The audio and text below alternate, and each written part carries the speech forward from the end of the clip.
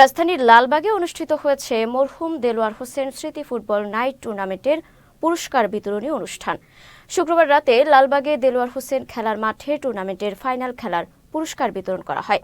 Team brothers এর আয়োজনে অনুষ্ঠানে প্রধান অতিথি হিসেবে উপস্থিত ছিলেন বিএনপি চেয়ারপারসনের উপদেষ্টা ও বিএনপির সাবেক যুগ্ম মহাসচিব ব্যারিস্টার মাহবুবউদ্দিন খোকন। অনুষ্ঠানে বিশেষ অতিথি ছিলেন ঢাকা মহানগর দক্ষিণ বিএনপির সাবেক যুগ্ম আহ্বায়ক মোশাররফ হোসেন খোকন। খেলা শেষে বিজয়ীদের মাঝে পুরস্কার বিতরণ করেন অতিথিরা।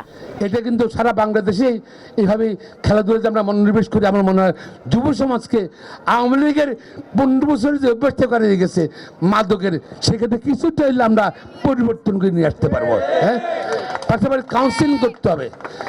সরকারকে আমরা সমর্থন করি, বর্তমান অন্তর্ভুক্ত সমর্থন করি, তবে সরকারের বিরুদ্ধে কিন্তু আবার কিছু কিছু এখনো আওয়ামী লীগের অনেক লোক রয়ে গেছে নাকি, হ্যাঁ, সরকারের বিরুদ্ধে আমাদের বিরুদ্ধে বিভ্রান্ত করার চেষ্টা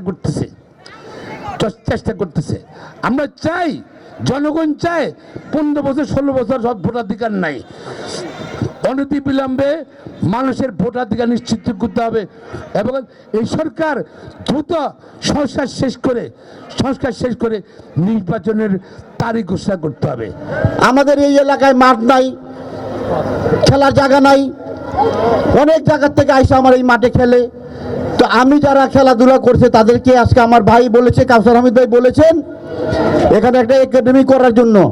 আমি আমার ছেলেকে বলবো তুমি একাডেমি করার ব্যবস্থা করো, টাকা যা লাগে আমি দেবো, সরকারকে দিতে হবে না।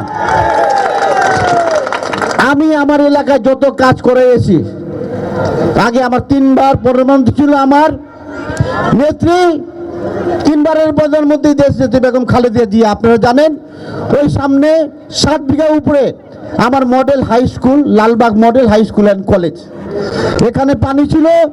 আমি পাইলিং করে মাটি ভরাট করে আমার মা 3 বারের প্রধানমন্ত্রী, উনি এখানে 10 কোটি টাকা দিয়েছেন, এখানে আমি জায়গা দিয়েছি, এখানে model high school and college আজকে এখানে আছে।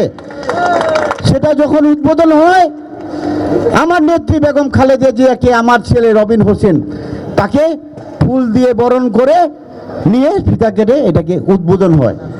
হ্যাঁ, তো আমার ছেলে তখন ছোট ছিল, তারপরে সে ফুল দিয়ে এটা উদ্বোধন করছে।